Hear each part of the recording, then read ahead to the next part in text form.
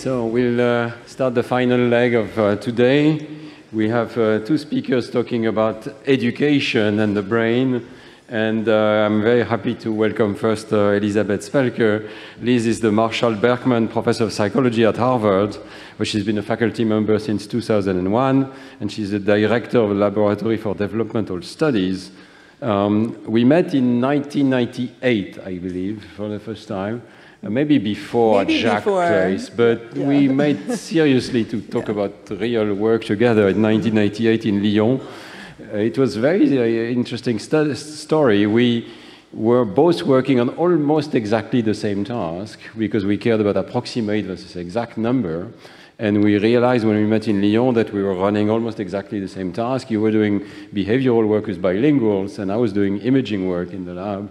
And the tasks were so similar that we decided to publish them together in one paper, which was the Science 1999 paper on approximate versus exact number. I think this illustrates the kind of mental convergence that we had even before really working together. We really were thinking in very similar ways, and this was just the start of a huge number of experiments that we co-designed at home, in the lab, with Pierre Picard, with Véronique Izard. So I don't want it to be much longer, but thank you, Liz, for really decades of collaboration. Thank you.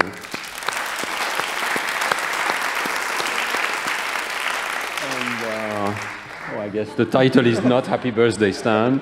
The title is Educability. Educability, yes. Okay, but let me start with my most important slide, which is a thank you to you, Stan. As you said, we go back a long way. We go back into the 90s. I didn't risk a more specific date than that. But I want to correct one thing that you just said in your introduction. You said, we decided to do this and we decided to do that. But that's not actually what happened. What happened in this case was I had been at MIT for a little while and loved interacting with Nancy Kanwisher. We even collaborated on some behavioral studies. But in a million years, it never occurred to me that one could, and back in those days, it was actually quite rare for this to happen, one could publish a single paper that had a behavioral experiment in it that was done in one lab and a neuroimaging experiment in it that was done in another lab. And it raised for me all kinds of doubts like, who do you get to review this? And if they're a neural person, how are they going to evaluate the behavioral work? And vice versa, right? But you were the person who said, oh no, this is going to work. And as you just mentioned in, yeah, I guess 1999, it did come out in Science, but that was all your idea and your determination and what I felt like huge gratitude for bringing me along on the ride, but there's no way that I would have generated that idea. But you didn't stop there, and our collaboration didn't stop there. We turned to geometry, and you had what I thought was an even crazier idea, which is that we take a very complicated, hard psychophysical task and present it to totally uneducated people in the Amazonian jungle, presented by experimenters who we had no direct contact with, Munduruku speakers. And I thought, there's no way in the world that this is going to work. But once again, this was your idea, and you believed in it, and you turned out to be right.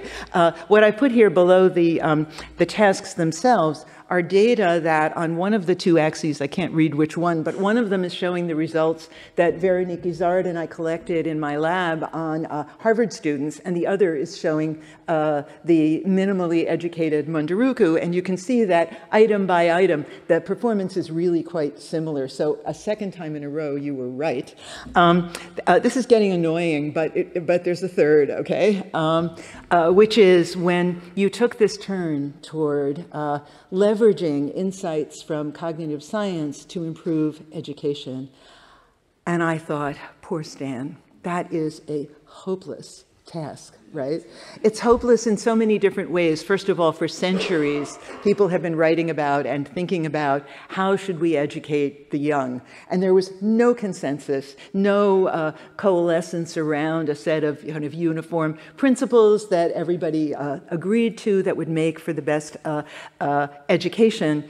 And what's more, there's a lot of intuitive resistance to the path that you argued for, which is an evidence-based approach, evidence-based in two senses. One, based on evidence from results we already have from laboratory experiments, but two, based on evidence from experiments run in classrooms. And that can raise tremendous resistance from teachers, from parents who worry that you're using their child as a guinea pig.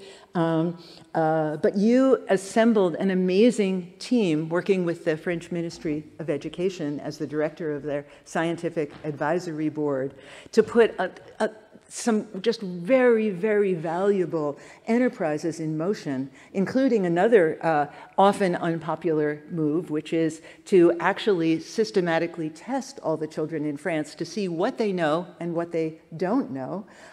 This can raise a lot of worries about, oh, your parents and teachers, once they know how a child did, this is going to bias their perceptions of the child. But you argued, I think, correctly and persuasively that it's in the best interests of the children and the best interests of the education system to have good data on what's working and what isn't, and as a basis for evaluating interventions that can make things work better. So that was all your work. And I mean, you started that advisory board. You brought people like me on board, right? But that's all you did. You brought me on board. It wasn't my vision. It wasn't our vision. It was yours. And it's just totally amazing. So thank you for all of that. Really. Bravo.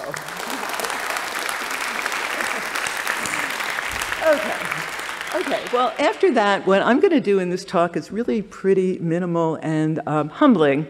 First of all, I don't deserve any credit for the title. I stole it from Les Valiant, a computer scientist at Harvard, who wrote this really interesting book on the importance of being what he calls educable, and discovered I really liked both his ideas and also the concept itself. So what I want to talk about today is I want to tell you about some new, unvetted, unpublished, in need of replication findings from my lab, research findings from my lab, which I'll argue support two suggestions, nothing more than that, not firm conclusions, but two suggestions, first of all, about how children learn new number concepts at home, and second, how children learn math in school. And in both of these cases, I decided to take this sort of unusual approach. By the way, I've really appreciated all the talks that came before this one that took a much more integrative approach and showed us these gorgeous lines of research over years, converging on deep understanding of how the brain is performing in different contexts and how the human mind is forming and using concepts. I think that's just great work to have done, but it's not what I'm going to do now. It's late in the day. Maybe that'll be my excuse. I want to talk about some very new findings, and the reason I've chosen them is I think they give some support, Stan, to some of the things you've been working on recently, including your work on how exact large numbers are represented in adult brains, and your work on education as well. Okay, so let me start where I began in thinking about children's learning, which was in doing work on and thinking about what children don't need to learn because they already know it as early as you can test them. Research on infants and toddlers and young children provided evidence, I believe, that infants are endowed with at least 6 domain-specific cognitive systems, what I call systems of core knowledge, that center on abstract concepts that are applicable to all environments, concepts like causality in the work that Nancy Kanwisher talked about this morning on agents causing changes in objects or objects causing changes in the movements of other objects in the physics system. These systems also solve different problems, and they do so using distinctive limits. So the place system, for example, solves the problem of how you choose a path to get yourself from where you are now to a location that you want to go to. And some of its limits are that it's focused first and foremost on the geometry of the environment, not on other properties of the environment. And when you take such problems and limits and put them together, you end up with a set of signatures that allow you to ask some more questions. So one question is, are these abilities that we see unique to humans, or are they shared by other animals? And in the case of all these core knowledge systems, I think the answer is none of them are unique to humans. They're all shared by diverse other animals, not only other primates, as in the work that Andreas talked about, but also in birds and fish and other animals. You can also take these limits, though, and you can ask, what happens to these systems as kids get older? Are they scaffolding? Do they get kicked away and children start going beyond them and reasoning about the world using other kinds of concepts? Or do they remain present and functional in us throughout our lives? And they're testing for the signatures of each of these systems in children and in adults revealed that they're shared. They don't go away over development. That also opens up new avenues for probing their properties. So you can do studies in adults to probe whether these systems are operating under conscious awareness and control, or whether they're automatic and unconscious, and finding the latter. And you can also ask, what work are these systems doing for children? And the answer there seems to be that they're guiding children's reasoning and learning, including in school. But there's a problem with this whole story. The problem is that there are two core systems that capture numerical information, as Andreas said in his talk. One is a system that's really for representing objects, as Nancy talked about at the beginning of the day today. But because objects interact with each other on contact, to represent objects, you have to be able to represent more than one object at the same time within a scene. And that's where arises the possibility that you could use these object representations to develop number concepts, concepts like 1 and 2 and 3, based on the representations of the number of objects that you're viewing in parallel. And this system supports, I think, mastery of the exact meanings of the words 1, 2, and 3, as well as allowing for their tracking. Now, the other system supports numerical comparison and arithmetic, again, as Andreas told us, but therein raises the problem.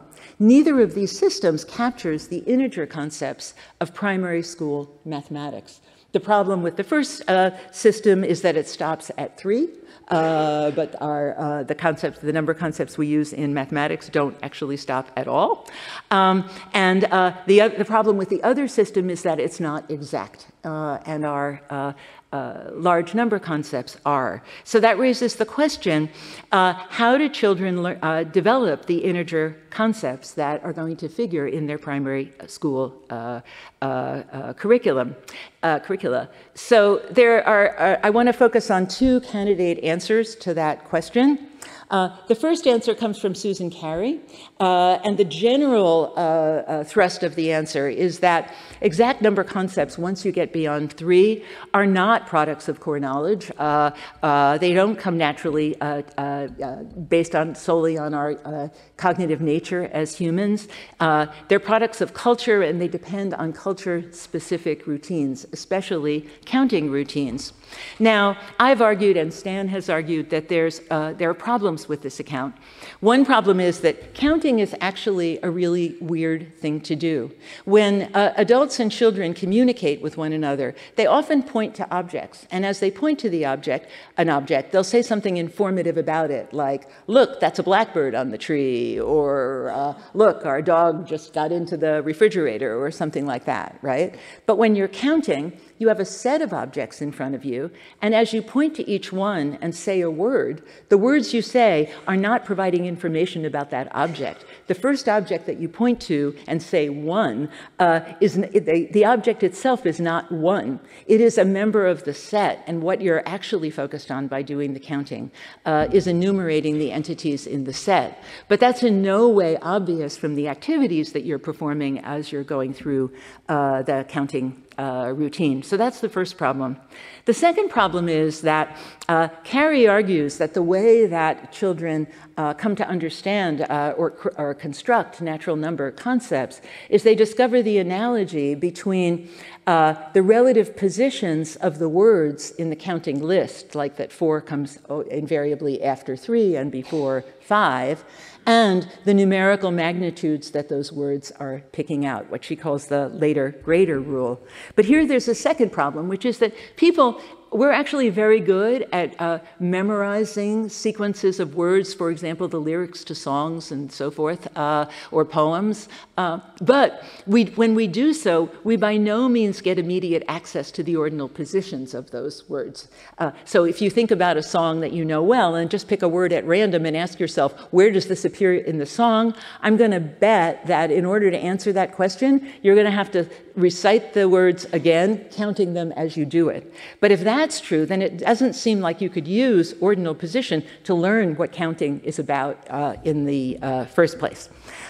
So a different solution to the question how kids come to represent large exact numbers comes, I think, from Stan and his collaborators, especially Matthias Sablemeyer and Lorenzo Ciccone, in a paper that they've written very recently about exact number concepts in adults. And they argue that we represent exact large numbers as our exact large number representations stem from a compositional system. We compose these representations of large numbers from smaller numbers, and we do so in a way that favors compositions that are maximally economical and minimum in their length. And they have beautiful examples from word frequency tables of number word frequencies in all different sorts of languages. I particularly like the one that points out that although we tend to find large numbers to be inversely related to their frequency. So the most frequent words will be smaller numbers, not larger numbers. When we have to represent the different small differences, like between 24 and 26, we see a big difference in frequency that comes not from differences in their numerical magnitude, but from the fact that 24 can be represented a whole bunch of different ways because it has a whole bunch of factors that can be combined to produce it. The first not ready for prime time result that I want to share with you today comes from an experiment that we recently completed, just a single experiment, that we recently completed on 3-year-old children who are learning the meanings of their first large number words like 5. And the question is, after learning the exact meanings of 1 to 3, will these children spontaneously, will they combine these numbers to figure out the meaning of the word 5? So this was a training experiment. It was conducted by a wonderful graduate student at Harvard, Lucia Vilches. It involved 92 children, approximately 3 to 4 years of age, and was conducted by video conference. This all started during the days of the pandemic.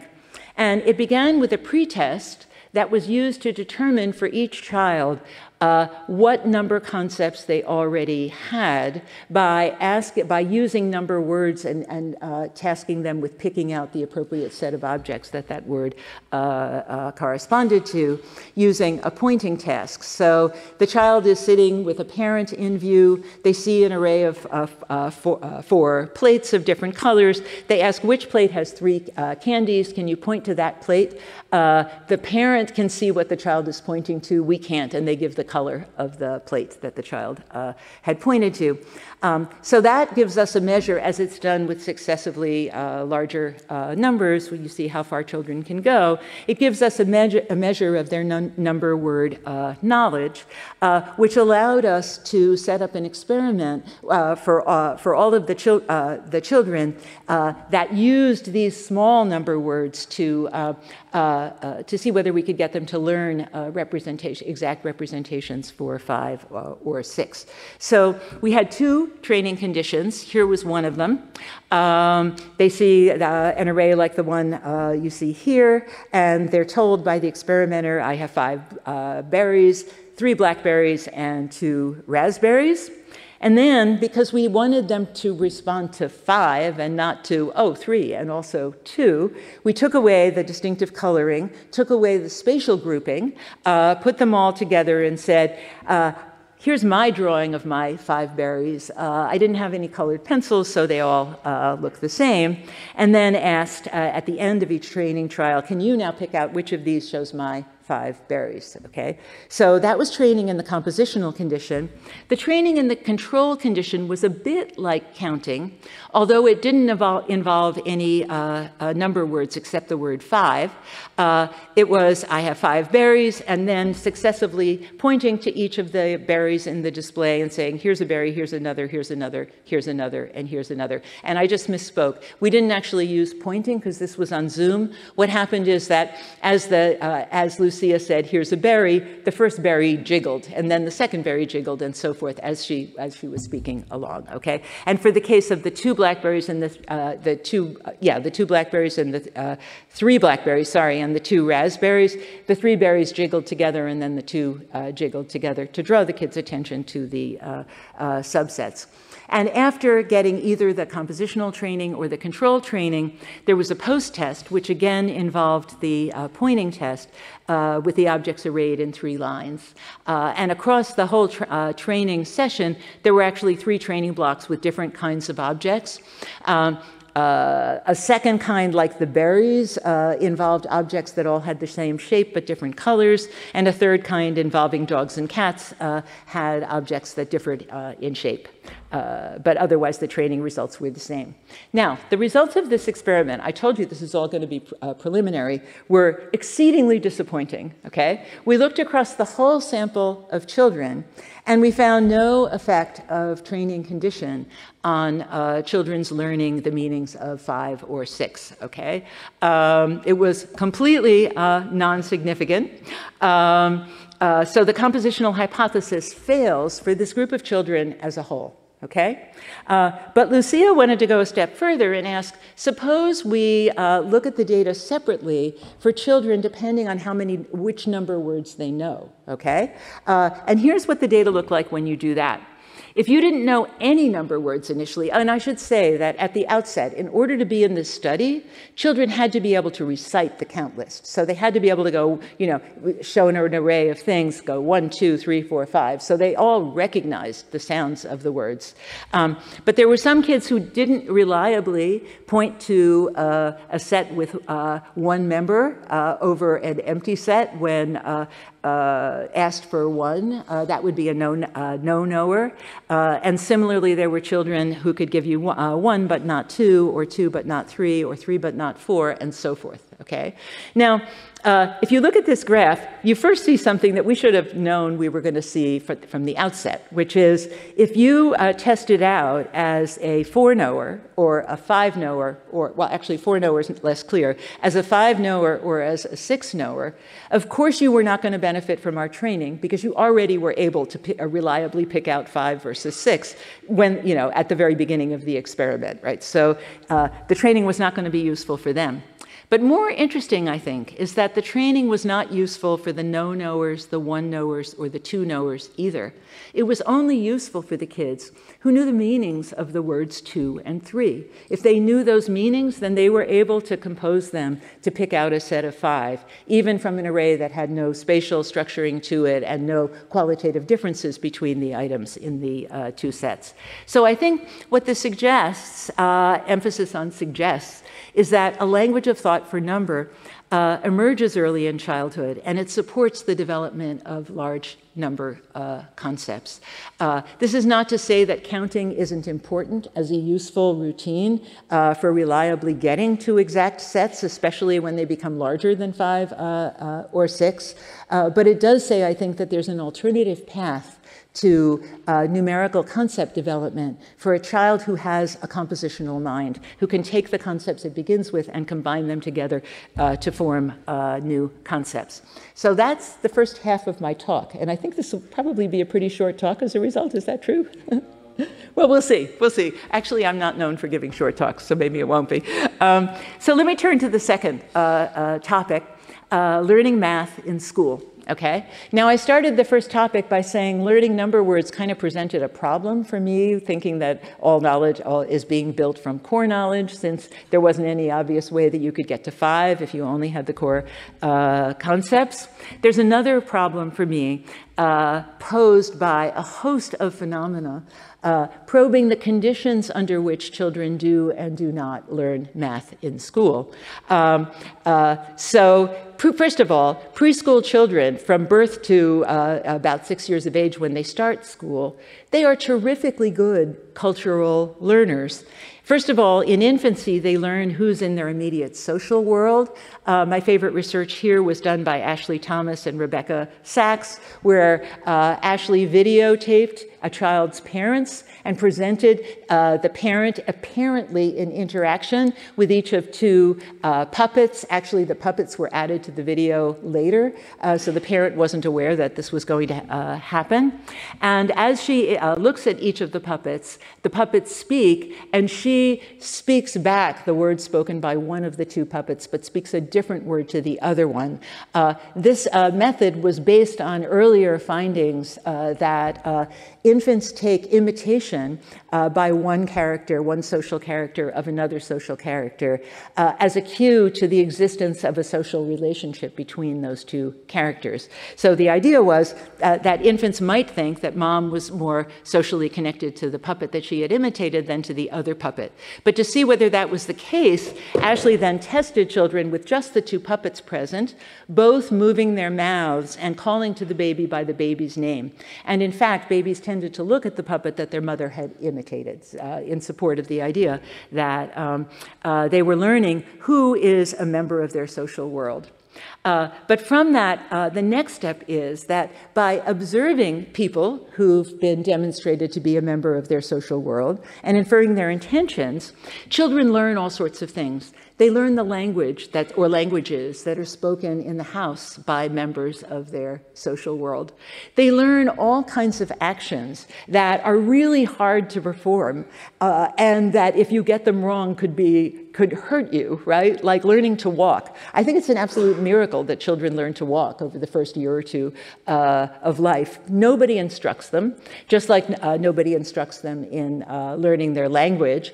As they get up and start to totter along, they're very likely to fall over. But they seem to be tremendously intrinsically motivated to observe what the people around them are doing and then to attempt to reproduce those actions themselves, whether what they're doing is talking or walking or engaging in other activities, manipulating particular objects and so forth. And in this way, I think children learn all sorts of culture-specific object categories and functions and all sorts of cultural phenomena like singing and belief systems and values and so forth, all with little to no instruction.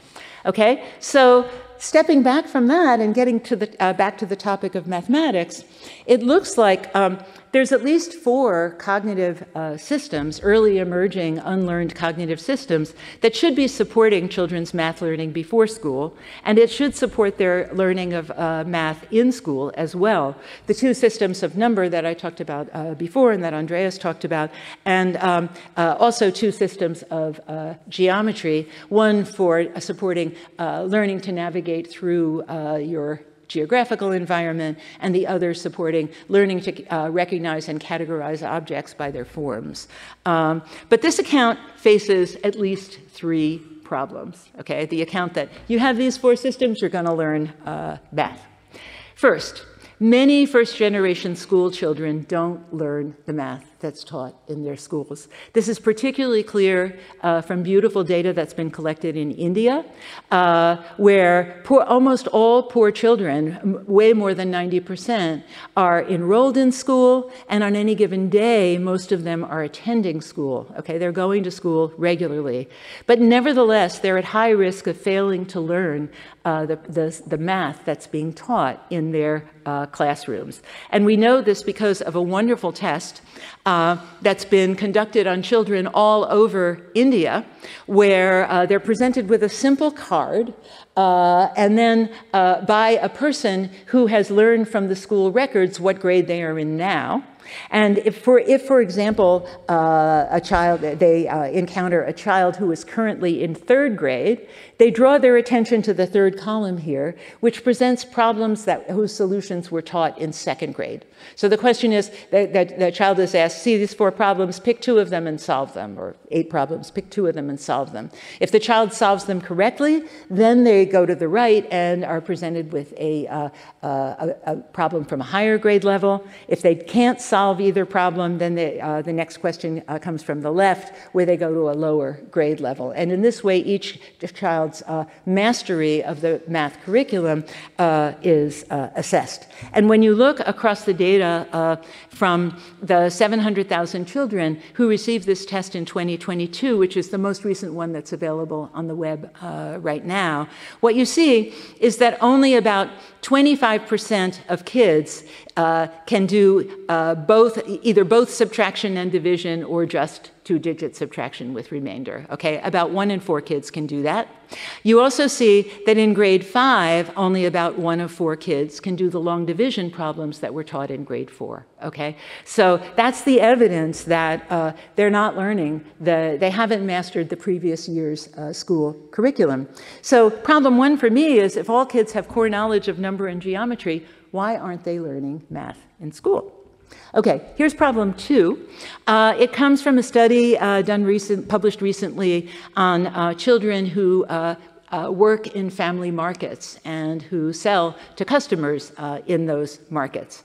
And what the study shows is that kids who sell in family markets and in India, these kids are in an especially interesting position because they may sell in the market in the morning, but their schools run in half-day sessions, so they can be in the market selling in the morning and they can go to school in the afternoon, okay?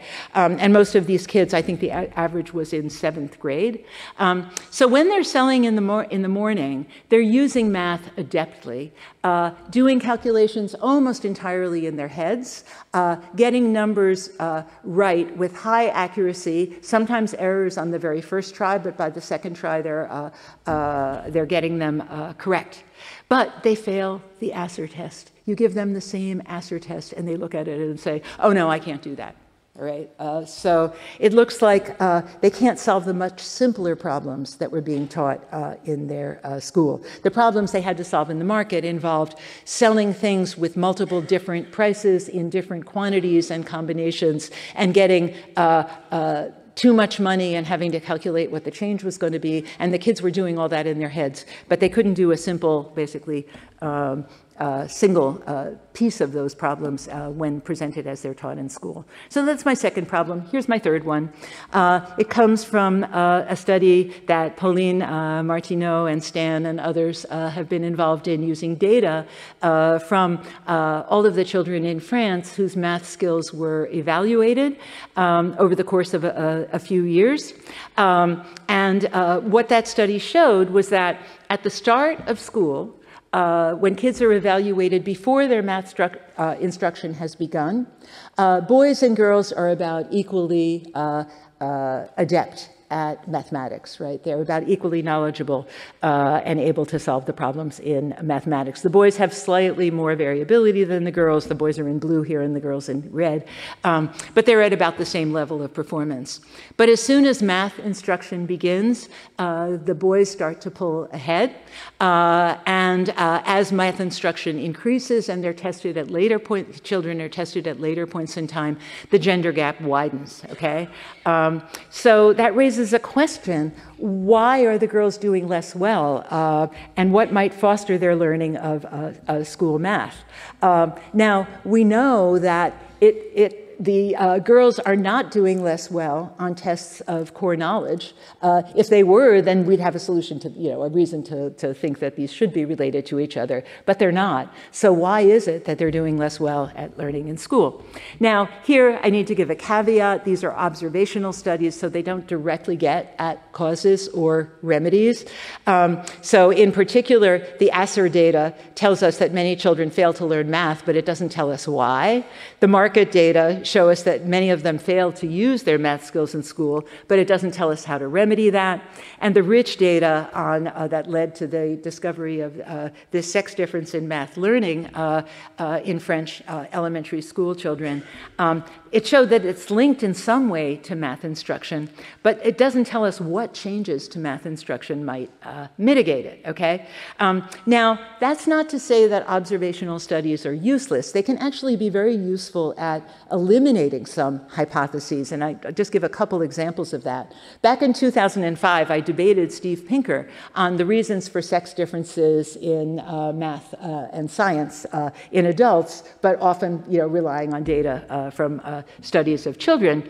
And Steve argued that the reason that there's more men in science and in other mathematically intensive academic fields is that males have greater intrinsic aptitude for math, more talent, more motivation. And then I had moved to Harvard by that point, and my president, Larry Summers, quoted Pinker as, "This is the reason why we don't have more women in our math department and other departments like that." But the thing is that when you look at the data coming out of France, when we looked at the data at the time that was coming out of labs, we knew that if there were differences in intrinsic, sex-linked genes, then you might think that even preschool boys would outperform preschool girls on tests of core knowledge in domains of number and geometry, and they don't. But we also knew, now know from the study that was conducted in France on the gender gap in math learning, that the boys and girls scored equally when they first entered school. So again, there's really no evidence there for some intrinsic difference causing this. Now, that says that they ruled out one of Steve's key arguments, but the data from France also ruled out one of my key arguments. I argued that the sex differences were likely products of culture, and it was the parents who were treating their sons and their daughters differently. But that too seems to be a non-starter given the finding that when kids first get to school, after all of those years of parenting in the home, there's no sex differences there right at the beginning. A final thing that I think is these data cast doubt on is the idea that boys may be more interested in all kinds of combinatorial symbol systems. But if that were true, they'd be better readers than girls. And as far as I know, that's not the case. Am I right? I'm out of time. Oh, don't tell me I'm out of time. Okay, I'm almost done. So anyway, so we don't know what the answers to the cause of the gender gap is or how to change it. But I do think it's a good bet that randomized experiments in schools could provide better ways to do it and to close gender gaps. And I want to just mention one question that I think could be answered in that way, and then give you my last piece of data of recently collected and in need of more analysis that I think might speak to this in some way. The question is, are girls doing less well than boys because of the content in the math curriculum, the math content, or are they doing less well because of the ways in which math instruction is proceeding, okay? And what I think may bear on that is the results of an educational math intervention that Molly Dillon and Josh Dean, Esther Duflo, and our wonderful colleagues in India has conducted over the last few years. We developed math games to be used in Indian preschools, and evaluated them by randomizing kids to 4 conditions. In one condition, kids played purely intuitive math games using symbols that make sense to infants and to monkeys, I believe, from Andreas's talk. Another condition used purely symbolic material, presenting the same quantities but in the form of symbols. And then there was a third condition that presented half of the intuitive games and half of the symbolic games in alternation, so the same total amount of training. And finally, a no treatment control. These were given to in classrooms by the teachers for 4 months over the course of the school year. And the findings of the study were kind of interesting, I think.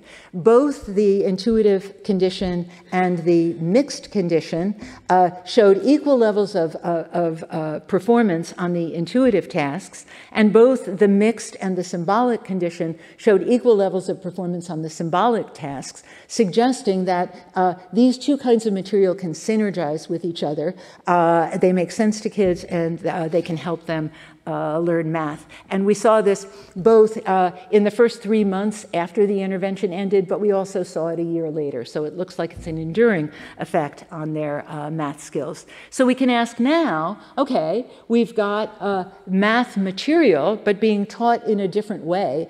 Does it produce, again, gender gap in India? Do you want to guess? I think I know the answer. Okay, it does not. Okay, engaging with math content produced equal benefits for girls and boys in this study. Now, I'll go on and give you 2 more slides that are going to make the same point, but not. This was in preschools. Once these findings were obtained, the Delhi government invited us into the regular elementary schools to present the mixed games to kindergarteners and first graders, so we can look at what they did. This is a briefer capturing of what went on in the kindergarten classes when you look at all the measures on the left, or all the symbolic or intuitive measures on the middle and on the right. They're not doing as well on the intuitive measures, but on the symbolic measures, we're seeing pretty robust improvements for first graders. And again, no sex differences in performance. And the same thing happened for the kids in first grade, okay? That raises the question, why are there no sex differences in the Indian children's learning from the math games? And here I have to give you a caveat. There are many factors that could explain this, including cultural differences in the children's families, differences in the way preschool experiences are organized in India versus the US. Here's a picture of an Indian preschool. Doesn't really look a lot like a US or French preschool, or differences in the school curricula. So there are many factors that could be playing a role. All I want to leave you with, though, is 3 suggestions that come from features of the ways in which the games, the math games, were played. First of all, in order to make it possible for teachers to have a whole class of 40+ kids playing math games under their direction, they needed a way for individual children to fill the gaps in their own knowledge. They weren't going to be able to go around and simultaneously monitor all 40 kids in the classroom and figure out who had made a mistake and who had not. So they put posters on the walls and taught children how, if you're looking at, if you have a move to make in this game and you're not sure what the symbols mean and what move you should be making, here's how you can find out, by consulting the poster, okay? And they did that both for number and for geometry. You can see the number poster on the photograph.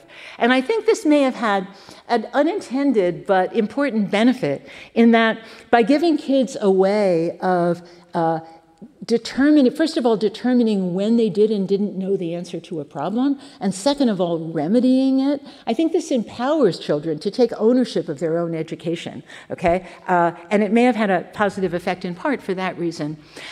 Second suggestion, the games were played socially with peers, 3 to 5 kids in a group, helping one another and competing against the other groups.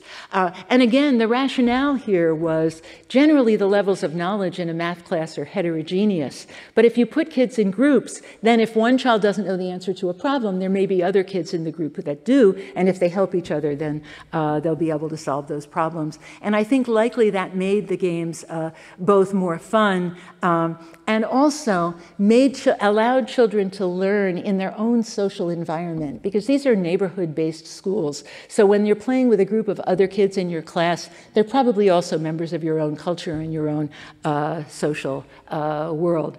And then finally, the teachers played with the kids. And this, I think, may have allowed children to see the teachers as more socially engaging and therefore to motivate them to want to learn from them. So it raises the question for me, might it be the case that in France as well, if procedures like this, but appropriate to a French context, were introduced, would something happen to that gender gap? I would love to know. Okay, this, I think, is my last slide. I want to end just by saying that learning at home and learning in school are very, very different enterprises, okay? Many of the things that you're expected to learn in school can't be seen. You can't directly time travel to the past and see historical events. You can't get inside a plant and see the processes that propel its growth and so forth, okay? This contrasts with cultural learning at home, where kids first learn who's in their social world, and then they look at them and follow them and attend to their actions and attempt to reproduce them. Second, some of the skills that children are expected to learn in school depend on combinatorial symbol systems that are relatively recent inventions over the scale of cognitive evolution. The brain isn't built to deal with these systems, and as research by Stan and others has shown, it can take a very, very long time to become a fluent reader, a fluent calculator, and so forth. And when you do, you see changes in the brain that reflect that. Third, in multicultural countries like India, but also France and the US, educational systems have a social goal. And the goal is to bridge cultural differences and create a community and a sense of identity with the country as a whole by not just splintering into different cultural groups, okay? Now, these are worthy goals. But they may encounter resistance, I think, from children's intrinsic dispositions for cultural learning. But I don't want to end on a pessimistic note, because I think an understanding of cognitive evolution actually suggests ways that can make formal education more effective. I think we know now that children learn new concepts best when their learning is supported by core knowledge, that they require extra support and practice when they have to master skills that aren't part of our evolutionary history, and that they're highly predisposed from infancy to learn from and about the people in their social world. So when one confronts a classroom that's composed of children coming from different cultures, special efforts may be needed in order to give them that sense of belongingness. Thank you.